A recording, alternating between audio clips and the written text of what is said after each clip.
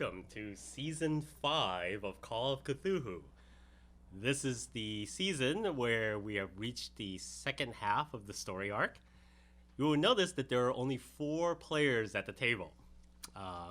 Part of that was because one of our players got busy and had to drop out, but also we have reached that point in the story where we do not want to have to manage 6 people trying to get their characters into the story and having appropriate playtime and dialogue. We also have brought back the characters that are most important for pushing the story into the next part, where we're going to wrap towards Season 7, where the final battle in this particular story arc happens. So we welcome back Sterling and everyone's favorite Will, who will be doing an amazing accent for us this season that he's worked on all summer. Oh, wow. With Peter, once again, playing the most extraordinarily out of place character in the entire story. He's been working on his accent for 2 days. 72 hours. And Nick, who will almost certainly be drunk or crazy or both once again. It's like, Look, my mission is to finally die during one of these No, that's campaigns. my mission. I need to die I still every haven't time. died yet. so this season, the setting is Antarctica. We are on a scientific expedition to the South Pole where we are doing ice core sampling deeper than anyone has ever gone before. Well, not so much deeper than anyone has ever gone before, but fast. Jesus Christ, he just popped up out of nowhere. Sorry, I'm Very checking the sorry. levels. Sorry. James You are- Wilson, who is our videographer, is checking on this new equipment we're using. As you'll notice, we're very advanced. One thing Very you'll know about on-hand Call of manager, Cthulhu yeah. is Except the way he madness. did it was that he a madman is snuck- in our midst. I was trying not to disrupt. The but- best thing was they did a snuck good up job, to the James. table and then slowly rose from nowhere from behind Will. James, can you bring your mic a little bit closer? Or Closer speak to me? closer to it? Yeah. Okay. I was worried you weren't getting picked up from that far away. I always feel awkward because when doing radio, they always tell you not to lean into the mic and seem super awkward. So but remember that this isn't radio. no, that's fair. Is it working now? Supposedly. Yeah. The audience really doesn't care about how Pretty much clear I radio. am. Yeah, Who doesn't minimize this immediately and just listen? I'm just gonna stop being paranoid. Sorry. it's Okay. probably working You fine. wish. It's great. Okay, guys. I won't interrupt. Go, go, So go. we are in Antarctica. This expedition is quite interesting, unique even, and not in that whole way that people use unique incorrectly, just to say super amazing weird, but actually unique. This expedition is arriving in Antarctica on the Ross Ice Shelf in the middle of August, which is the dead of winter with 24 hours of night. Normally, it is illegal for anyone to approach Antarctica at this time of year because it's deadly and flights are not allowed to land. So everyone is very excited. This is the Terra Nova 2, a private brand new expedition ship that has been commissioned by Herbert Industries, and they are here to do ice core samples in the middle of the darkest part of the season where no such expedition has come before. The ship is captained by Markham Scott is the expedition leader. He is a 40-year-old British explorer who has basically spearheaded and brainchild this event. The ship's captain is Stephen Turow. He is backed up by Billy Locklear, who is his XO. And the team of individuals who he's put together include Mortimer Smith, who's the head researcher. Everyone calls him Morty. Wen Chao, a physicist and chemist. And Tony Kowal, who is a geologist and historian. And Deborah Jane St. Joseph, who is a biologist and psychiatrist. Let us now introduce to you the other 4 members of the crew who, for some reason, are somehow on this expedition. So, let's hear from you and who you are and why you're on the ship. Who's the most efficient one out of all of us? I only have one I feel like discipline. none of us have written. We're like the bottom 4 of this group. How Peter are we has going to compare no these? disciplines. No, Peter has disciplines. He knows meteorology. Wait, you're 23 years old. How much meteorology could you possibly know? Well, Do you just have an undergrad in Peter meteorology? can Yes. go. He can go first. All right, so I'm Ringo Stiles. I used to be part of the boy band, old Just the Men. No, sorry, that was the old one. Lovestruck. It's Love Struck. Just the Men I took away because it's too silly. That's your album. Yeah, that's the album. There we go. Men to Love boys. Struck's first album, just the Men. Just the Men. Wow. Used to be part of a boy band, just Love Struck. That's gonna be hard to get rid of. Played the bad boy as part of the boy band, and figured that wasn't real. That wasn't him. It wasn't enough. So he cut the contract. Had a very heartfelt YouTube video where he said to all his fans how he was going to change his life around. So he had started a blog called Earthstruck to show off all his followers, his Earthies, as he calls them, the wonders of the world and why we need to work hard on climate change. He went back to school to get an undergrad in meteorology, so he is semi-qualified for this position. Probably not as much as everyone else, and I don't know how much an undergrad in meteorology can tell you, but it's important to him. It's the Aurora Borealis. So he takes his wealth that he amassed from being a singer on Love Struck to travel the world, show off to his followers all the importances of the world and why we need to look out for climate change. Ringo Stiles is on this expedition because, as I had noted before, this is the time of year where no one is allowed to come to the Antarctic.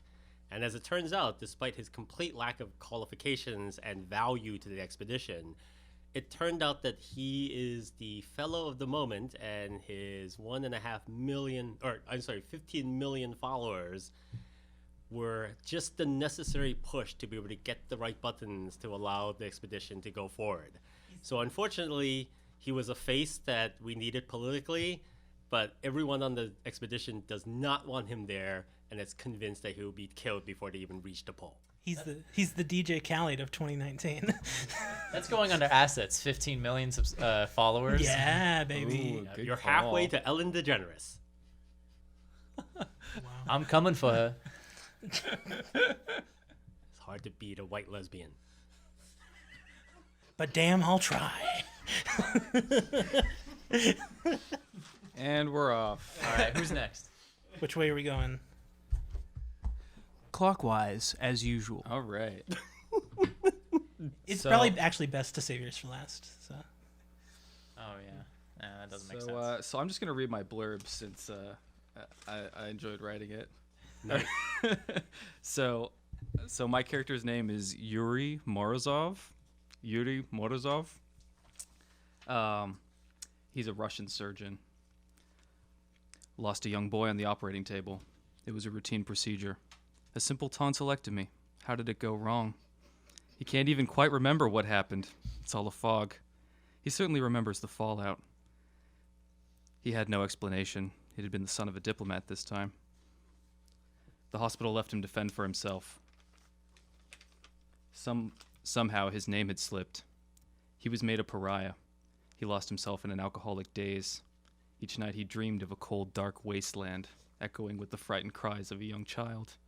When he was recognized on the street, he was shunned or beaten. He wouldn't last much longer like this.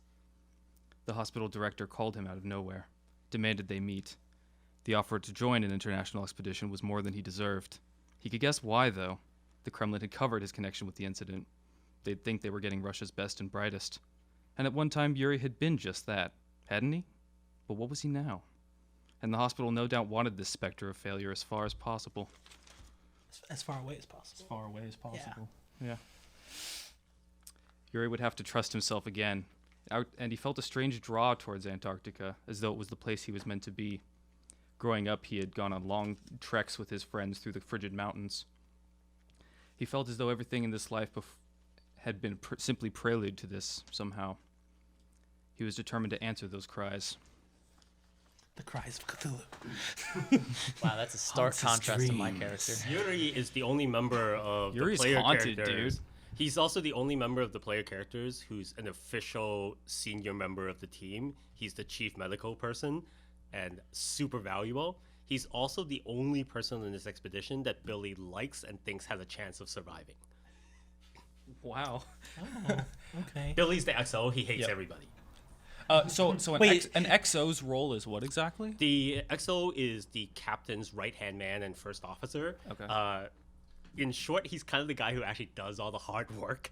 The captain gives All the the management orders and the directions. The XO's job is actually to see that things are implemented. And the captain is he's in his mid to late 30s. The XO looks like he's maybe 60, but he's so weather worn you can't tell if he's younger or older. But he basically has seen some stuff and hates everyone and thinks that everyone here is way out of their depth. So when you say everyone, you're also including the NPCs as well? Yeah, well, the NPCs, yes, including the NPCs, because the Wow, NPCs okay. are all scientists, and they're like, Okay. "There's no way these guys can survive out here. They have no idea." But the medical guy can Well, get it. the thing is, Yuri would look good on paper thanks to the Russian cover up and Yeah, basically, and they had hidden how mentally unhinged he is. yes, that part is not. Yuri came super highly recommended by his team. Yeah, and definitely. He was extremely well educated, well trained. Like all Russian people had to serve in the military because it's the law out there. And basically, Billy goes, Yuri's the only person on his team that has the survival training to not die out there. Yeah. I also wanted to ask, on this expedition, are we allowed to bring firearms? You are required to have firearms. Required to have firearms. Okay, good. Well, Wait, you're required to have You're not firearms? required to have firearms. There are firearms on the vessel, Okay. and everyone has access to them. Well, it's And like anyone super who- harsh environment. You would want to be equipped for basically anything. Normally, there's nobody alive out here, so there's nothing to shoot. But anyone who wants to have a weapon on them is invited to easily do so. What weapon did you bring, Nick? Well, A Kalashnikov. I couldn't. I figure as an outdoorsman, he'd be more associated with hunting, so he would bring a rifle as opposed to a pistol. So- Although there is a standard issue pistol with the military, so I was a little torn. So Billy is always armed. Whatever you think makes He more goes sense. everywhere armed because that's how it is. In actually, Markham Scott, the expedition lead, he actually thinks the fact that Billy is armed is ridiculous because this is the South Pole. And North Pole, you always have to be polar armed because bears. polar bears will come and kill you. Yep. On the South Pole, there's not- there are penguins and nothing else. There's actually They're like leopard seals, but you're not gonna Yeah, they're- actually encounter those. Yeah, They were and super certainly not dangerous. in September. So the fact that Billy is always armed is actually an anomaly. The scientists are not armed, but there's a weapon cache on the vessel, so that at any given time it's like, we need to get rifles. Because this is an expedition ship. They also do North Pole expeditions, so they're fully equipped for battle against polar bear attacks. Okay. I guess it's my turn. Okay, so my character is Harold Robinson. He is 30 years old, and he's from London, England. When he was younger, he kind of didn't have any real goals or any strong indication of what he wanted to do with his life, so he just sort of took jobs at pubs for the better part of his late teens into 20s, and then there was a horrible accident that happened one evening when he was stumbling home drunk from work late in the wee hours of the witching hours of the morning, where he witnessed a stabbing. There was a poor unfortunate woman who was stabbed by a man in all dark clothes. He couldn't make out any features of this man, and then when he went to go try and rush after him, he was too intoxicated to catch up. So the man got away, and it really ate him up, and he decided to really think critically about what was going on with his life.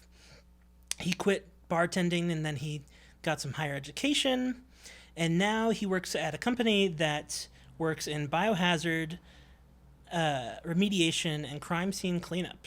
So basically, whenever there is some sort of incident like a murder or a homicide or even a suicide or even just a natural passing that has not been taken care of, basically once a crime scene is released to the public from the police, it's up to these sort of companies to sort of come in and make sure that there isn't any hazardous material left over, and also at the same time provide a bit of relief to the people of the area, because, you know, when tragedy happens, you don't want to be reminded of the tragedy by having remnants of it left over.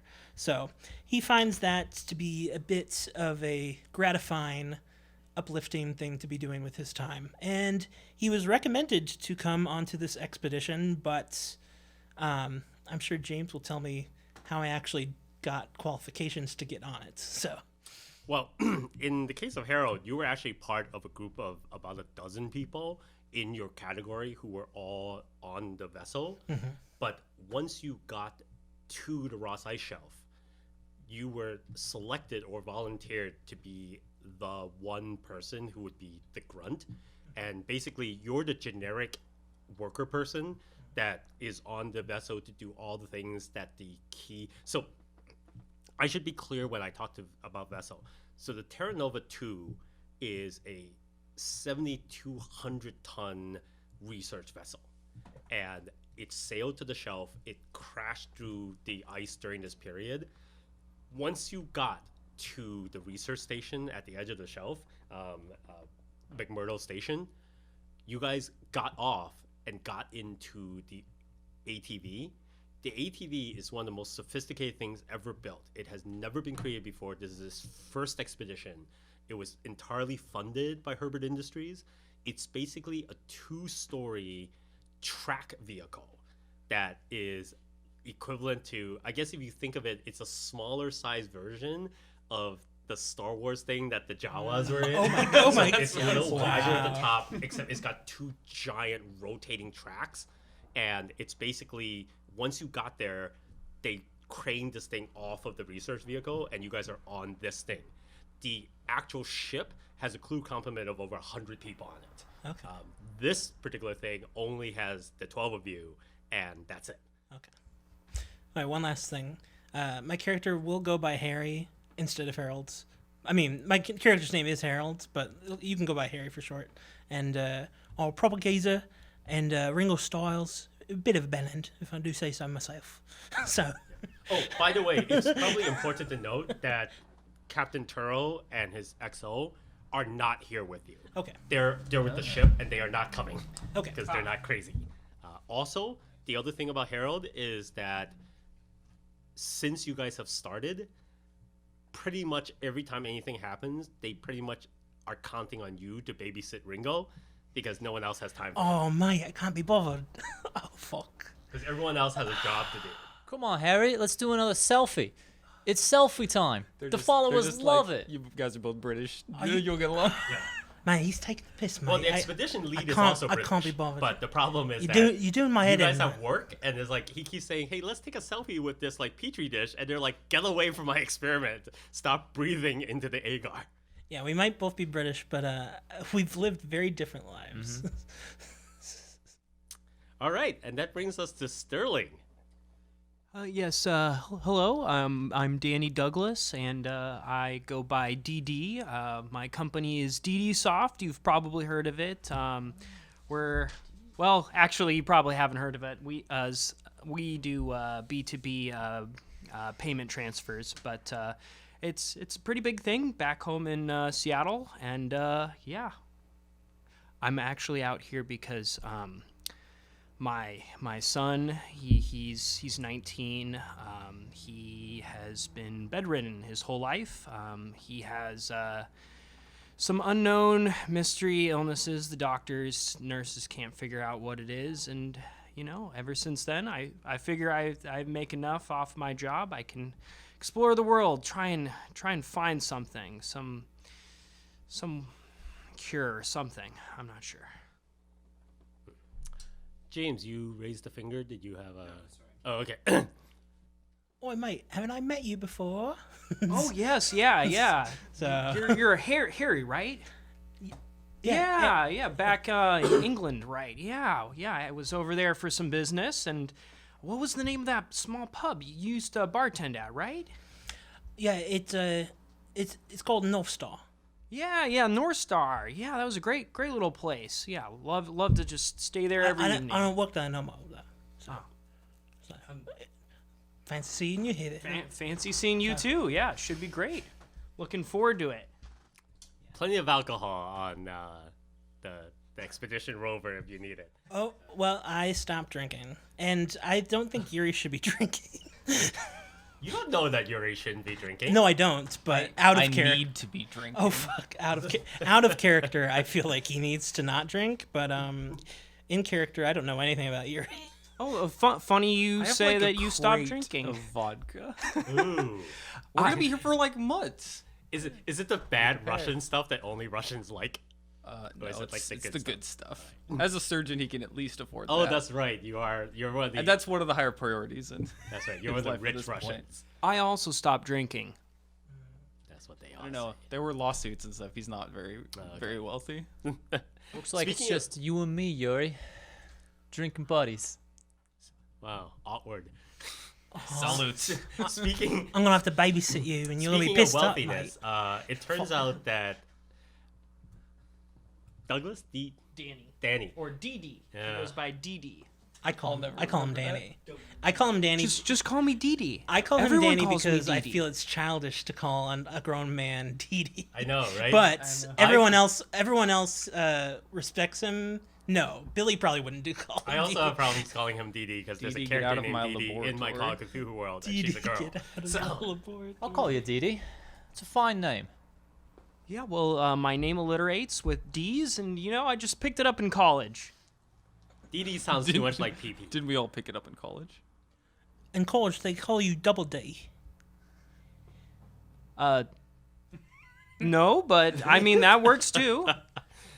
Did you Douglas- have a lot of bras hanging out? To support you. All right, You moving got your on. bras? Oh no! on. This is Bro- this, bros? this is already what's Bro? gonna happen. So as it turns out, the reason bro. Danny is on this expedition is Ringo. because he paid his way on. He's next to the actual large corporation sponsorship. He actually contributed perhaps what was left of his fortune to get onto this vessel. Everyone is nice to him Internet because he bankers. paid a lot of money. He got that one patron slot to become the producer. Yeah, well, it turns out that everyone is kind to him because they know his funding was valuable. They were a little bit surprised that he wanted to come along, which they thought for sure was not going to happen. So it's been a little awkward there. You can tell from the attitude of the people that he's more underfoot than they would like. But unlike Oh, I'm everywhere. Just looking at everything. It's so exciting what we're doing here. The work. Yeah, unlike with Ringo, however, instead of immediately like rejecting him and hitting him every time he tries to touch everything, everyone kind of begrudgingly allows Danny to touch things, and sometimes just has to redo the experiments when Danny touches. Oh, the rock. I don't touch anything. I just watch. Oh, I'm very okay. good at watching. Ooh, yes, you always need some watchers on these expeditions. As middle and upper management has taught me, I'm to be very good at watching. All right, so once everyone landed at the shelf, we were able to get everyone onto the expedition vehicle, which is called the Falcon. It's a tread ATV vehicle. Nice. You all have your own berths, which basically means you have a little bit of a bunk area that has a small like table setting, but it's pretty much a group area. Up top, there's 3 sections, so you're all bunking with a few other people. All of you are in separate areas with NPCs, and so you don't have your own space. There is not much privacy.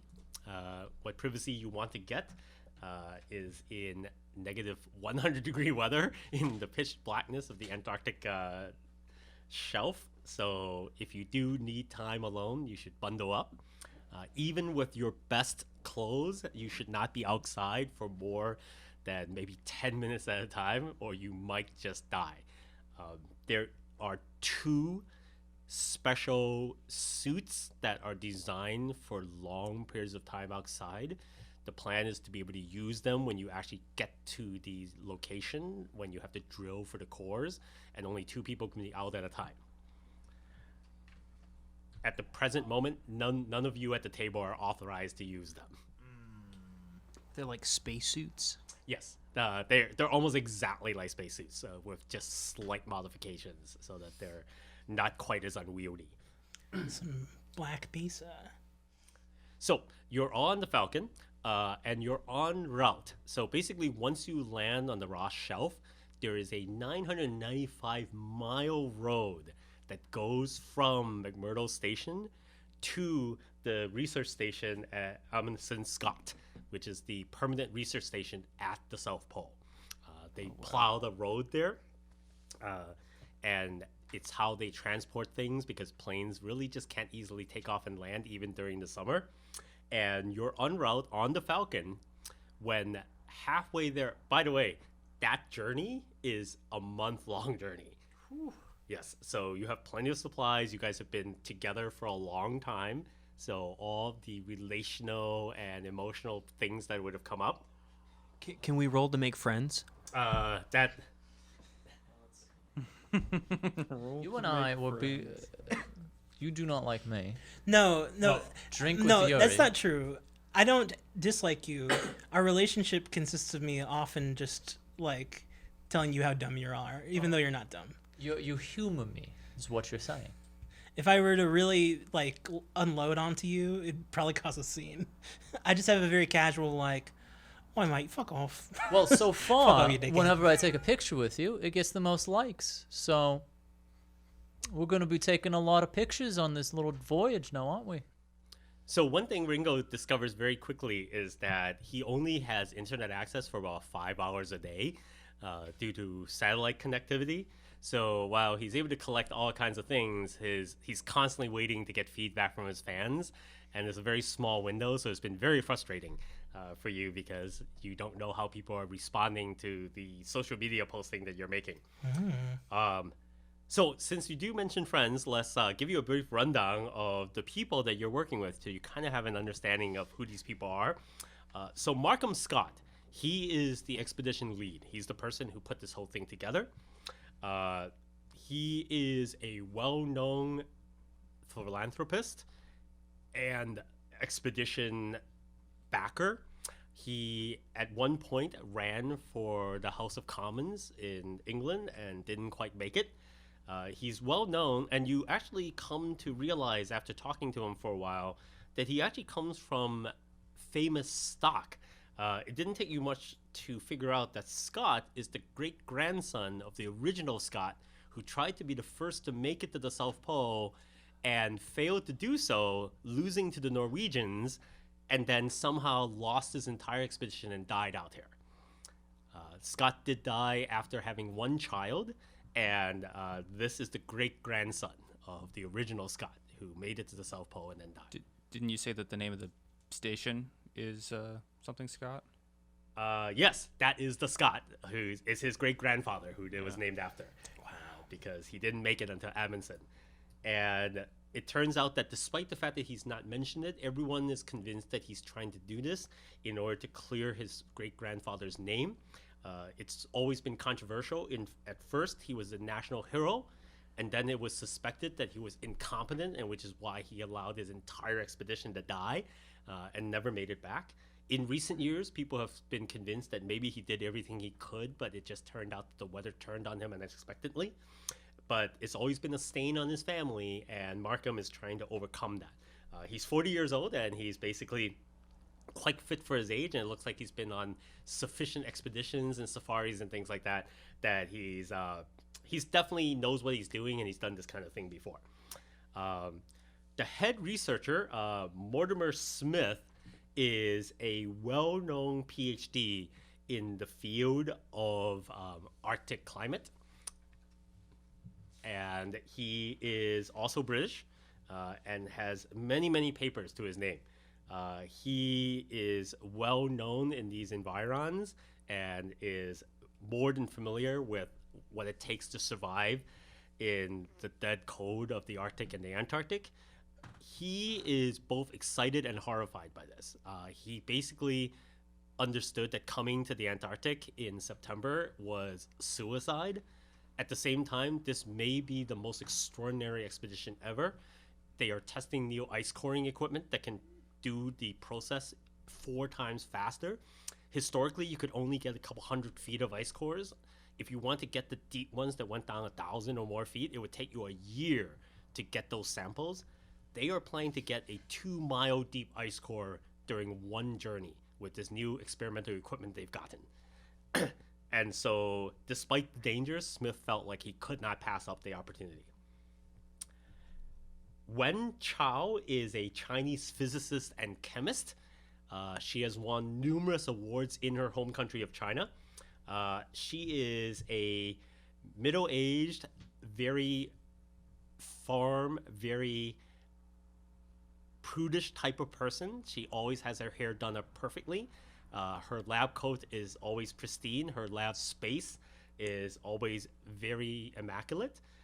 It's very clear that she likes things the way they are and where they should be, and is the one that's most angry when anyone comes and moves anything on her workspace. She does not share her markers or highlighters. She's very meticulous about everything.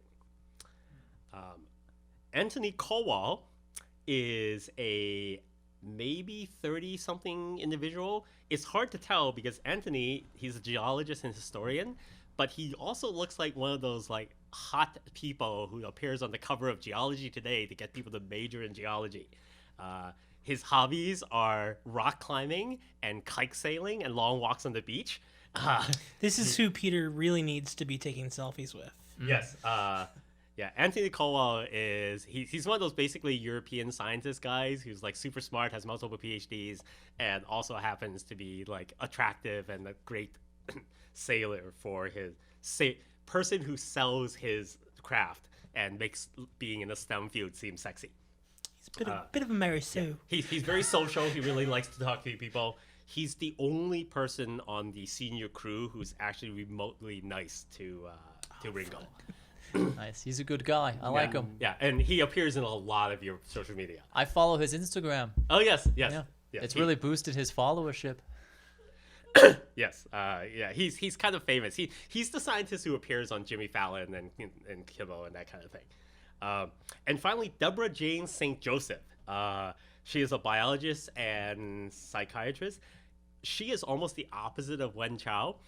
She lets her hair down a little bit. She's a platinum blonde, maybe in her early 40s. Seems like she's done a lot of work in the field. She has a number of published papers. She's also written a fairly well-known popular book called Biology of the Mind and How It Gets You There. This is basically how to do it, about basically pursuing career fields that you were born to be in.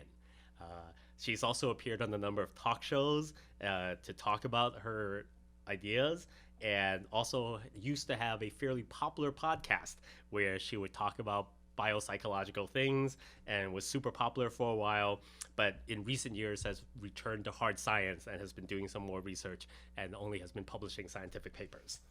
Platinum blonde. Yes. She may have been quite a beauty back in the day, but she's now a very refined woman who still looks very good at her age. You suspected she might have partied a bit when she was a sorority girl back in the day, but she's definitely very serious, but she's also very good at selling herself.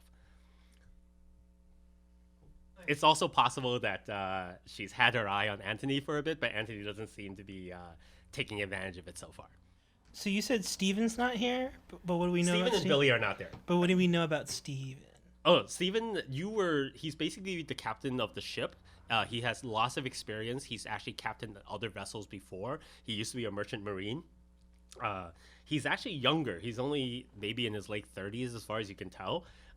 And he's very good. He's very professional. He's clearly ex-military and hasn't done anything that would make you think that he isn't good at his job. He's friendly with the crew. He actually has really good bedside manner. You imagine that if he were ever to retire and become captain of a cruise ship, he would be very good at the job. In contrast, his XO Billy hates everybody. Nobody likes him. He basically walks around, does his job. Everywhere he goes, his only interactions with people are to point out something that they've done wrong. Yeah, but the two of them aren't here. They're still with the ship back at the shelf. And they're waiting for you for when you come back, if any of you come back at all. Oh, Ringo will make it back. Ringo always comes back. but never the same. Right. Right, like Backstreet's Back. Yeah, we did an album like that. The men are back. He's had to reboot his career 4 or 5 times, but he's always come back. He's only 23. How many career cycles has he gone through? 25. It's enough. That extra 2 years makes a huge difference. That boy band life, it's fast and hard. On the 24th one. I thought my career was difficult. Oh Lord. Still haven't gotten it back. If it's funny that you said you were coming back because on these expeditions where at some point there's always a deadly choice where you have to leave someone behind because there's only enough food and fuel left. You'd be the first person they pitched. Well, as soon as my 15 million followers find out about it, they might change their minds. Actually, that's not necessarily true. They already have Danny's money. They actually don't need him physically to be on the ship anymore. They just don't know that he has no more money left to give, so they might want to keep him around because they might think, oh, maybe he's still rich. That's interesting. So, I know. Yeah, he's still pretty rich. He's also good at making friends. Are you still pretty rich? What is exactly happening with that? I don't know. I don't know what an 80 translates to in terms of 80 money. credit? I have an 80? 80 That's a credit lot. score. Well, okay, that's double Tons mine. of money, yeah. And I That's make loads of money. Yeah. Yeah. Well, the Yeah. part of the story arc was whether or not you've blown through your wealth in order to both get on this expedition and keep your son. Because basically, once you Yeah. turn to the occult and religion, they drain all your money. Yes, well, he does the occult stuff in his free time, what little he has when traveling for business. Well, you can't just pick up the true Necronomicon at a corner bookstore. You have to get it from real collectors. Yeah, well, the That's not money does help. Yep. That's okay. It's not right in front of the mic. It won't be picked up. Hopefully. Yeah, that's fair. Well, it will by the auxiliary mics. Ooh, now that we have Who all said this, that? Now that we have all this miking, we should also have an under the table mic that just picks up farts and various weird noises. It'll mostly be Candy just Subscribe. Oh yeah, that's right. Subscribe to our Patreon for the under the table, Cam. No, it's funny because Or the under the I watch table. every Thursday when I'm It's running not tabletop Magic. anymore. It's we table run- bottom. I watch one of these Magic streamers where they stream their Magic, but one of their cameras is in the corner on their cat, Yeah. and it's just the streamer and the cat cam, Yeah. Okay. which is fantastic. That's a good call. So yeah, we should have a little in-screen corner candy cam that just shows what your cat is She doing. does while not we're stay in one spot long enough. Oh, that's true. She just May- runs around. maybe if she had a camera, she would. Just strap a GoPro to her GoPro. and put that in the Oh corner. my yeah. god, that would be amazing. Honestly, if we just had a pile of food, she would stay by that pile of food She's the on whole the diet, time. though. I know, we can't do it, but We'll sacrifice candy for all these likes. We'll put do one. it. We'll put one I'm piece willing of to do cheesecake on the it. little thing, and that will solve our problem. Candy was on a diet when I was editing season 4 episodes. she's just always on a So, diet. it's lasted quite a bit of time. I mean, it doesn't work. It's a cat. Oh my gosh, this would be just like in this past episode of Fear the Walking Dead, where after you edit all the episodes of Cthulhu, you actually are able to create a timeline of Candy's life from background stuff.